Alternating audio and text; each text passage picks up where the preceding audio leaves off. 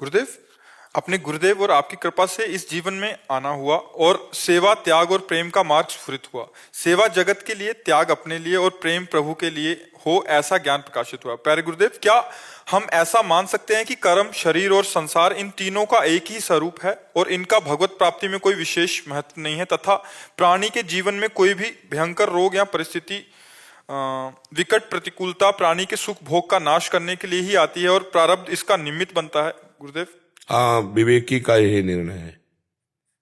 जो सतमार्ग का पथिक विवेकी, उसका यही निर्णय जो आप बोल रहे हैं। पर कर्म का बड़ा महत्व है, देह का बड़ा महत्व है, संसार का बड़ा महत्व है। पहले आपको सपोर्ट किया, अब उसकी व्याख्या कर रहे हैं। अगर ये हमें पंचभूत देह ना मिलता तो मुझे भगवत तत्व का बोध कराने वाला विवेक भी न मिलता। अगर मुझे पांच भौतिक शरीर न मिलता तो मैं समाज की सेवा भी नहीं कर पाता, और मुझे ये ज्ञान नहीं होता कि समाज की सेवा का क्या सुख है और शरीर के राग के त्याग का क्या सुख है। इसलिए इस शरीर पर बड़ा महत्व है। क्यों? क्योंकि इसने आत्मानंद की प्राप्ति का हमें मार्ग बताया। शरीर भी हमारा, 24 गुरुओं में एक शरीर भी गुरु बनाया दत्तात्रेय जी ने। संसार भगवत स्वरूप है। ये हम जब अपने सुख का त्याग करके और इनके सुख की भावना करके भगवत चिंतन किया तो जो शुद्ध ज्ञान प्रकट हुआ, बहुनाम जन्मनावन्ते ज्ञानवान माम प्रपद्यते वासुदेवा सर्वमिति सामात्मा सुदुर्लभा। तो संसार प्रथम धरा में मिथ्या है, ब्रह्म सत्यम जगन मिथ्या, लेकिन अंतिम धरा में सर्वम खलमिदम ब्रह्म। बहुत बड़ा महत्व है। वासुदेवा सर्वम, ये शरीर से तो हमें पता चला। अगर इस शरीर में न होते तो ना ये ज्ञान होता, ना ये भक्ति होती। इस शरीर का प्रथम में राग त्याग है, फिर बाद में तो जैसे गाड़ी का महत्व है, लक्ष्य तक पहुंचा देना, और लक्ष्य तक पहुंच गए तो गाड़ी में आग लग गई तो भी कोई परेशानी नहीं, क्योंकि हम अपने घर आ गए। लक्ष्य तक अगर हमारा चित्त, वृत्ति, मन, अंतःकरण चतुष्टय जो है वो परमात्मा कार नहीं हुआ, भयानक रोग आ जाए तो फिर आधे गाड़ी में आग लग जाने पर जो दशा होती है वही दशा उस साधक की होती है। और जिसकी भगवदाकार वृत्ति हो गई है तो मतलब स्मृति भी नहीं आती कि रोग है। लेकिन ये स्थिति प्राप्त महापुरुष के लिए, साधारण पुरुष तो विचलित हो जाएगा। साधारण पुरुष को भगवान नाम का स्मरण करने का इतना अभ्यास कर लेना चाहिए कि सुख और दुख में, निंदा और स्तुति में, मान और अपमान में, हर्ष और शोक में, लाभ और हानि में, जय और पराजय में भगवान का विस्मरण न हो। ऐसा अभ्यास कर ले। फिर ये बात कि अब चाहे रोग आवे चाहे शोक आवे, पर देखो जरा सा शरीर में पीड़ा होगी तो मन बुद्धि का खिंचाव हो जाता है। मन बुद्धि का शरीर दुख सुख में खिंचाव होना ये बहुत भारी त्रुटि है आध्यात्मिक मार्ग के पथिक की। सुख में या दुख में, दोनों हमारे बांधने का, शुभ या अशुभ दोनों बांध, सुख या दुख दोनों बांधने वाले हैं। तो प्रथम धरा में बहुत उत्तम बात है कि संसार की सेवा और शरीर के राग का त्याग और स्वरूप में प्रीति या भगवान में प्रीति। शरीर का कोई महत्व नहीं है, यही हमको शरीर के राग की स्थिति प्रदान करता है। पर शरीर का महत्व है, ये भी ब्रह्म स्वरूप है, इसके बाद की बात है। जैसे हम भक्ति में है तो भगवान की सेवा में आने वाले एक लोटे को भी पूज्य भाव से देखते हैं ना, मार्जन करके अच्छी जगह रखेंगे, भगवान की सेवा का लोटा है, तो ये जिससे हम मार्जन कर रहे हैं लोटे का, वो भी तो सेवा का पात्र है। तो फिर वो प्यारा भगवान के संबंध से हो जाता है। पहले प्यारा देहाभिमान से भोग भोगने के लिए होता है, अभी भगवान की सेवा का पात्र हो गया। तनु वांग मनोभिर अमलई सोहम तवै वाश्रिता। भक्ति शरीर से, मन से, वाणी से कामना रहित होकर, कामना ही मल है, मैं आपका सेवक हूं। अब सब कुछ भगवान का हो गया, अब कुछ त्याज्य नहीं बचा। त्याग और त्याग की स्मृति का भी त्याग, सब कुछ भगवान का है। ये शरीर भी भगवान का है, ये वस्त्र भी भगवान का है, ये वाणी भी भगवान की, ये मन भी भगवान का, और मैं भी भगवान का। अस्तित्व खत्म। ज्ञान में शरीर मायाकृत, मैं चिदानंद, मायाकृत का त्याग, चिदानंद में स्थिति, फिर सर्वम खलमिदम ब्रह्म, फिर ये भी ब्रह्म। बाद में ये बचता नहीं है, हाँ ये भी ब्रह्म स्वरूप। तो पहले भी ब्रह्म स्वरूप था। जैसे पलटाओ इसको, पंचभूत जब अपने स्वरूप में आए, वो जब अपने स्वरूप में आए तो त्रिगुणात्मिका अहंकार, अहंकार जब अपने स्वरूप में आया तो महातत्व, महातत्व जब अपने स्वरूप में आया प्रकृति, प्रकृति जब अपने स्वरूप में आई तो मूल प्रकृति, मूल प्रकृति जब अपने स्वरूप में आई तो ब्रह्म। तो पंचभूत क्या हुए? उधर से जब आया तो ब्रह्म, मूल प्रकृति, त्रिगुणात्मिका प्रकृति, महातत्व, अहंकार, त्रिगुण अहंकार, उसी में पंचभूत। सर्वम खलमिदम ब्रह्म। पर पहले व्यतिरेक पद्धति अति आवश्यक। व्यतिरेक माने त्याग नहीं, ये नहीं, क्योंकि हम पहले ही लगे हुए हैं उसमें, और उसे मान लिया तो और उसमें रति हो जाएगी। पहले विरति फिर रति। बहुत सुंदर विवेक काम कर रहा है आपका। भगवान का आश्रय लेकर बढ़ो, और जीवन मुक्त अवस्था तक विश्राम मत मानना, मनोरंजन मत करना, जब तक ये वास्तविक अनुभव ना हो जाए कि मैं शरीर नहीं हूं, ये अनुभव हो जाए। तो अब जैसे अभी कोई थप्पड़ मारे तो लगेगा कि थप्पड़ मारा गया, पर उसकी व्यथा नहीं होगी, उसकी व्यथा नहीं, उसका क्यों मारा इसने, ये देहाभिमान प्रश्न करता है। ज्ञानी नहीं, इसका प्रारब्ध था, उसके अंदर प्रेरित हुआ, मार दिया। अपने हाथ से लग जाए तो क्या करेंगे हम?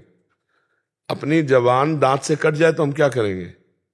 ऐसे दूसरे के द्वारा दी हुई पीड़ा, दूसरे शरीरों के द्वारा जब आत्मवत, तब समझ ले हमारा ज्ञान सिद्ध हो रहा है।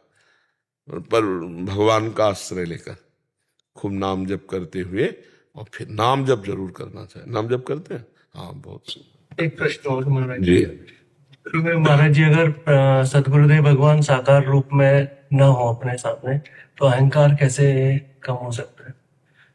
उनके द्वारा जो दिए हुए वचन होते हैं ना, मंत्र होता है, नाम होता है ना, वो शाश्वत होता है, वो नित्य होता है।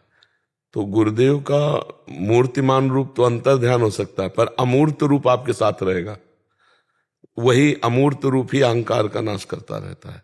गुरुदेव के दो रूप हैं, एक मूर्त और एक अमूर्त। जैसे आपका भी है, मूर्त में आपके इसका नाम लिया जाएगा, और अमूर्त में आत्म तत्व रूप से है। तो आत्मा एक ही है सबकी, तो वो गुरुदेव आत्म तत्व रूप से आप में भी विराजमान है ना।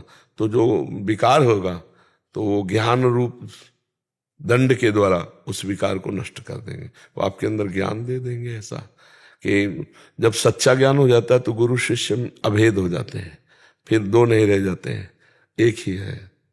नहीं, ऐसे भक्ता भेद हो जाता है।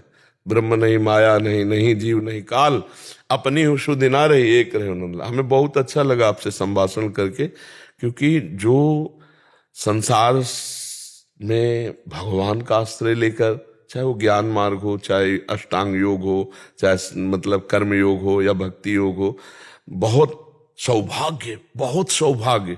नहीं, ये माया समय देती है, अध्यात्म के लिए समय देती है, कोई अपने प्रपंच में लगाए रहती है। और बहुत कृपा है आपकी कि आपकी बुद्धि पवित्र है, ठीक निर्णय कर रही है जी। हाँ, कभी कभी ऐसा होता है कि दंभ का रोग लग जाता है, पाखंड का रोग लग जाता है, तो जब रोग युक्त आदमी बात करता है ना तो अलग लगता है। बहुत अभी सेफ्टी है कि ये दंभ पाखंड का वायरस नहीं लगा, बहुत खतरनाक वायरस है, मिटिया मेट कर देता है। तो बस अपने को छुपा के और अपने को बचा के, ये सिर्फ आपके लिए है।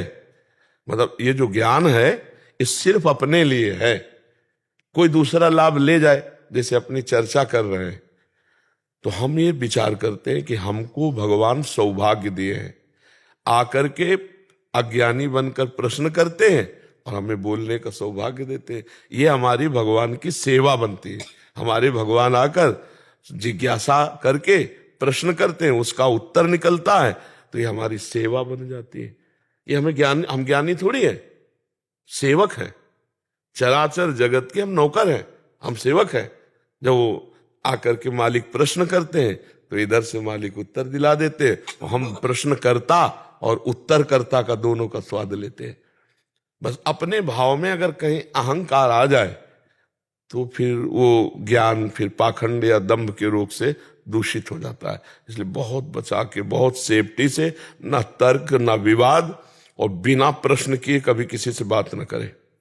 अगर लग रहा है कि इसको समझाना चाहिए तो वहीं भाव करो कि वो बैठा तो है जगत गुरु अंदर भगवान, वो आत्मस्वरूप से समझा देगा, अपने चुप रहो।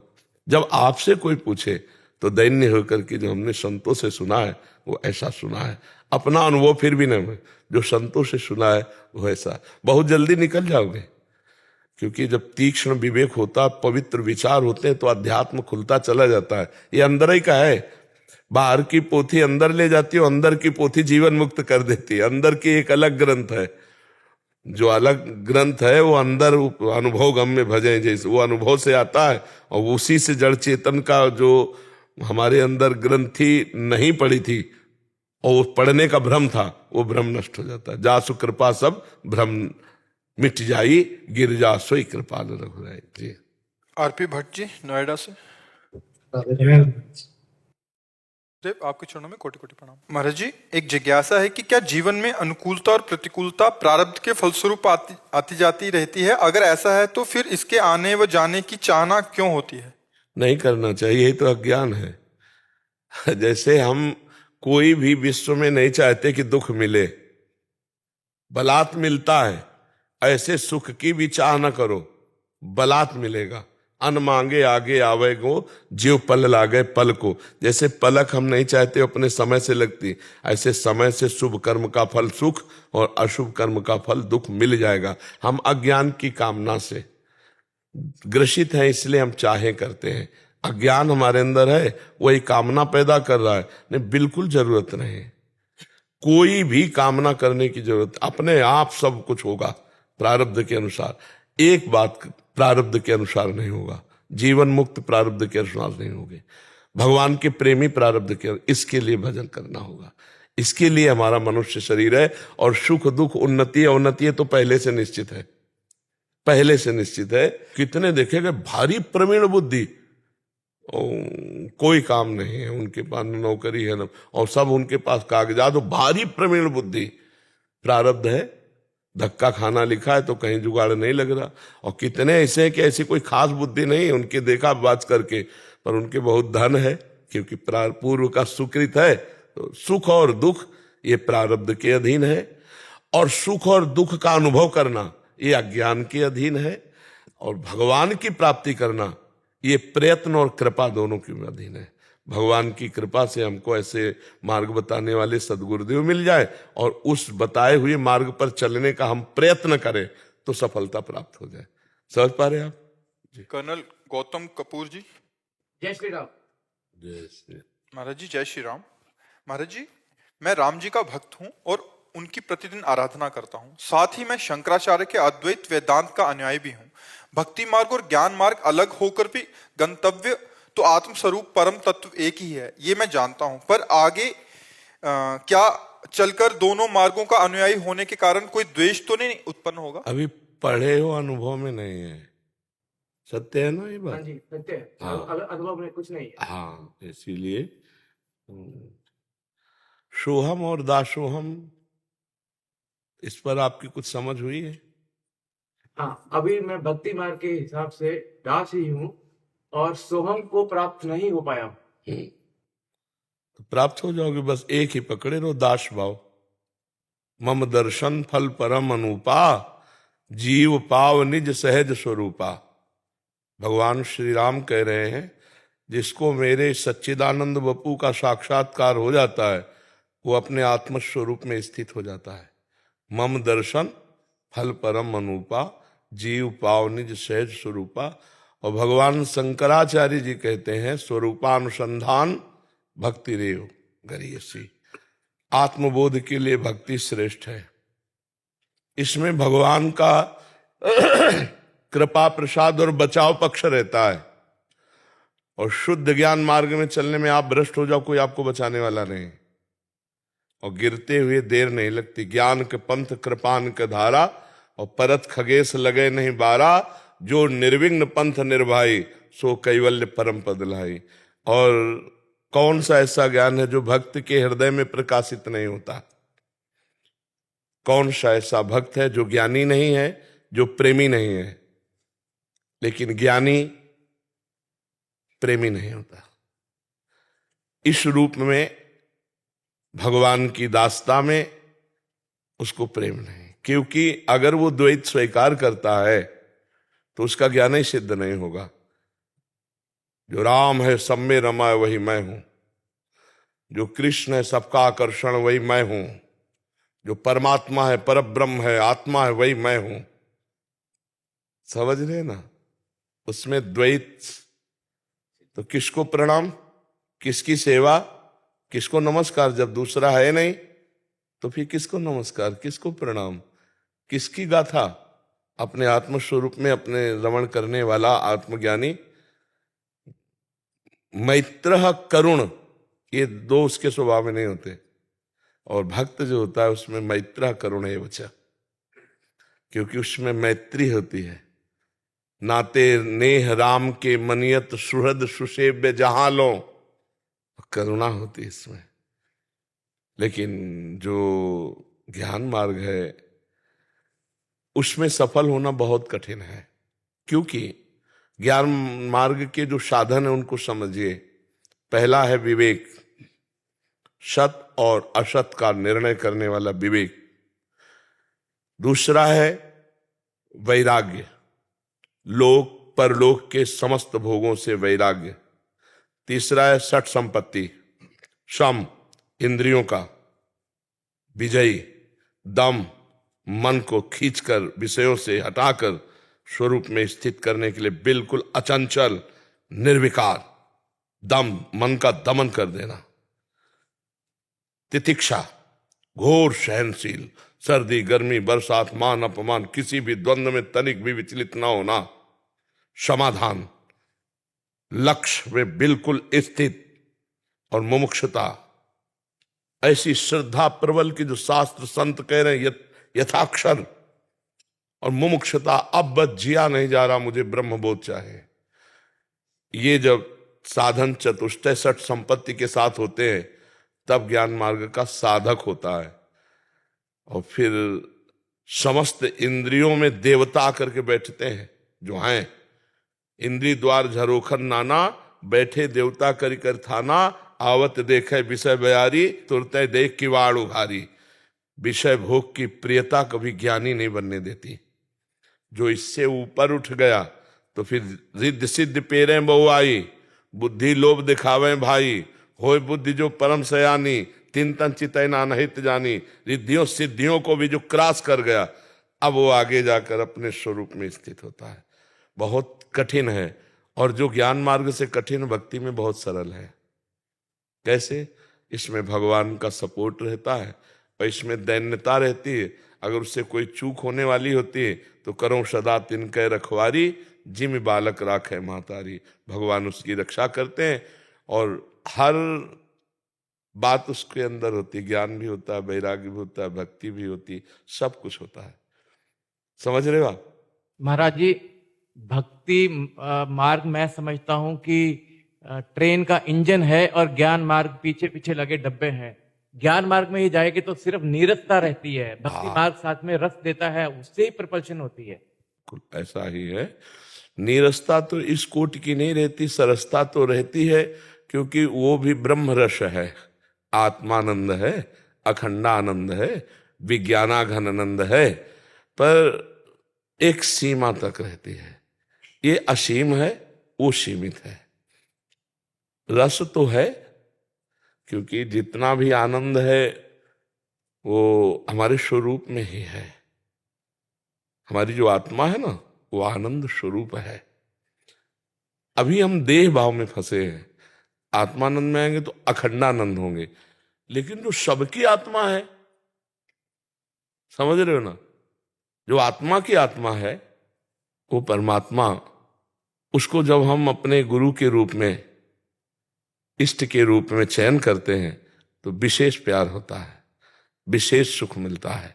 इसीलिए जो प्रेम है ये सूक्ष्मतरम अनुभव स्वरूपम प्रक्षण वर्धमानम। अगर आत्मज्ञान हो गया, आत्म प्रेमी नहीं तो कुछ नहीं है। आत्मरति चाहिए, आत्म प्रेमी चाहिए। आत्मज्ञानी लाखों में कोई एक होता है, लेकिन लाखों आत्मज्ञानियों में कोई एक आत्म प्रेमी होता है। ऐसे भगवत प्रेमी तो और ही बिरला है। बड़े बड़े ज्ञानियों के चित्त में क्षोभ उत्पन्न कर दिया भगवान के रूप ने।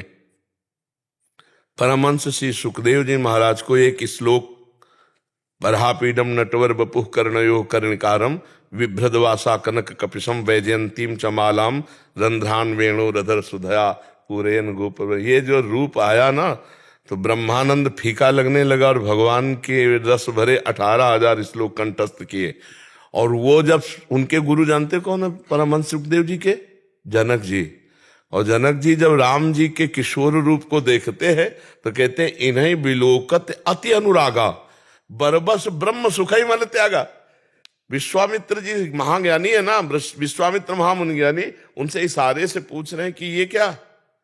सहज विराग रूप मन मोरा, शब्द स्पर्श रूप रस गंध विजयी मेरा मन आज इस रूप में ब्रह्मानंद का त्याग करके आसक्त हो रहा है। ये क्या हो रहा है?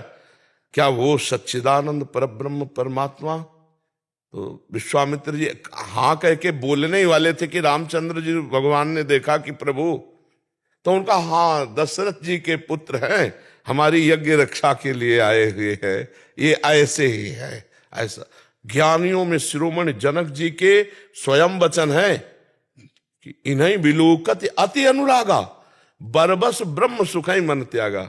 आप समझो तो कुछ ऐसा है प्रेम में, जो बड़े बड़े ज्ञानी जन भी ज्ञान रस को छोड़कर प्रेम रस में। इसीलिए खूब भगवान का नाम जप करे।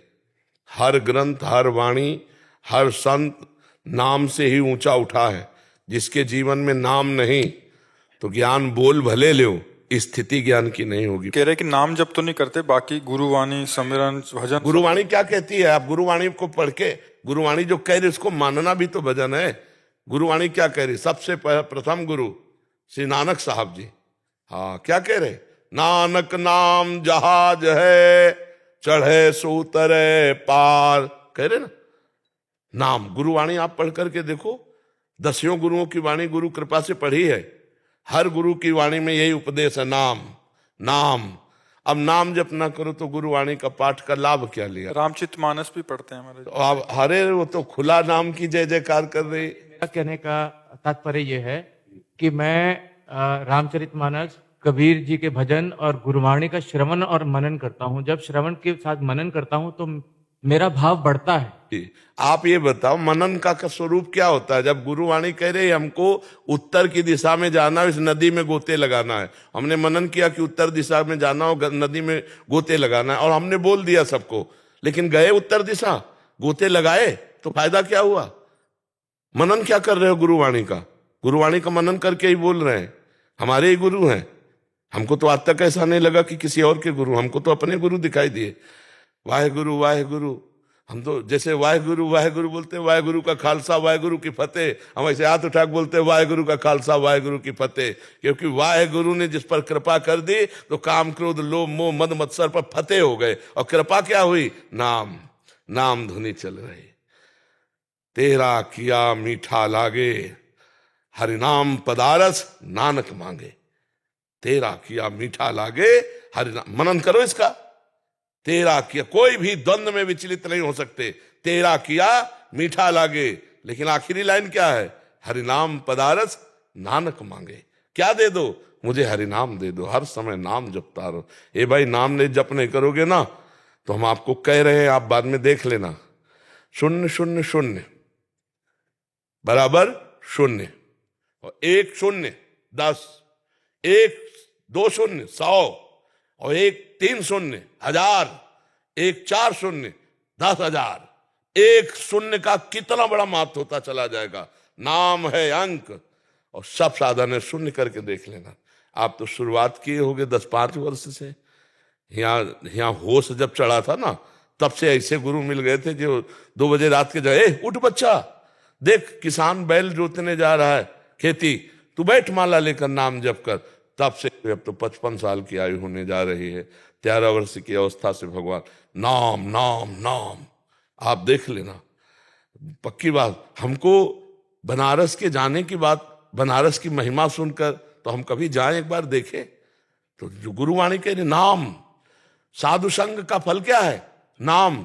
2 ही बातें पाई गई हैं गुरुवाणी जी में, बहुत जोर से ललकार के कह रहे, साधु समागम, साधु सेवा और नाम जप। आप बताना हमें तीसरी बात। अपने गुरुओं की जो वाणी है उसमें 2 बात बहुत जोर की है, साधु समागम, साधु सेवा और नाम जप। सब संतों की दासता और नाम जप, यही गुरुवाणी आदेश करती है। जहां जहां देखो 2 ही पर आदेश। देखो इतना तक कह दिया कि तुम मान लो भगवान के श्री विग्रह की पूजा कर रहे हो और नाम जप नहीं चल रहा, मंदिर में तुम भगवान मान रहे हो, बाहर किसी का अपमान कर रहे हो, कुछ नहीं होने वाला। गुरुवाणी जी नहीं मानती। गुरुवाणी जी इस बात को नहीं मानती कि तुम मंदिर के भगवान को पूजो और बाहर भगवान जो सब में उनका अपमान करो, कुछ नहीं होने वाला। सब में परमात्मा विराजमान है, वो तुम्हारे में भी विराजमान है। यही अनुभव करने के लिए संतों का संग करो, नाम जप करो। अब देखो गुरुवाणी जी यही कहती है ना, रामचरितमानस क्या कहती है? यही 2 बातें पकड़ लो। मोरे मन प्रभु से विश्वासा, राम ते अधिक राम कर दासा, और कलयुग केवल नाम आधारा, सुमिर सुमिर नर उतरे पारा। पूरा सारा का सारा उपदेश इसी में, हम पूरा जीवन देखा इसी में। नाम जप, श्वास नाम 2 बिलक चलत है, इनको भेद नमो को भावे, श्वास ही नाम नाम ही श्वासा, नाम श्वास को भेद मिटावे। तब तो बहादुरी है। लगा के देखो मन नाम में। अभी कुछ दिनों के पहले उस मल नष्ट करेगा, पाप की प्रवृत्ति नष्ट करेगा, फिर आनंद छा जाएगा, फिर आनंद छा जाएगा। इसलिए हमारी प्रार्थना है, बाहरी सूरवीर तो हो ही, आंतरिक सूरवीर भी बनो। अंदर के शत्रुओं को बंदूक से नहीं पछाड़ा जाता, विवेक से पछाड़ा जाता है। बाहर को तो गोली मार सकते हो, अंदर को नहीं मार। अंदर तो गुरु की बोली मारेगी, अंदर के शत्रु को गुरु की बोली मारेगी और बाहर तुम्हारी गोली मारेगी। तो अंदर की गोली हमारे को गुरु ने दी है, नाम। जो राम राम हरि हरि कृष्ण कृष्ण राधा राधा, वो माला चले, बस फिर पार हो गए। हमारी बात समझ में आ रही? कोई संशय? जी। गोविंद शर्मा जी। राधे राधे महाराज जी। महाराज जी, मैं जयपुर राज दरबार के अधीन प्राचीन मंदिर के पुजारी की सेवा मेरे को प्राप्त है, और श्री राधा रानी और मेरे राधे देव की कृपा से जन्म से जीवन तक बहुत सारे चमत्कार हुए हैं श्री जी कृपा से।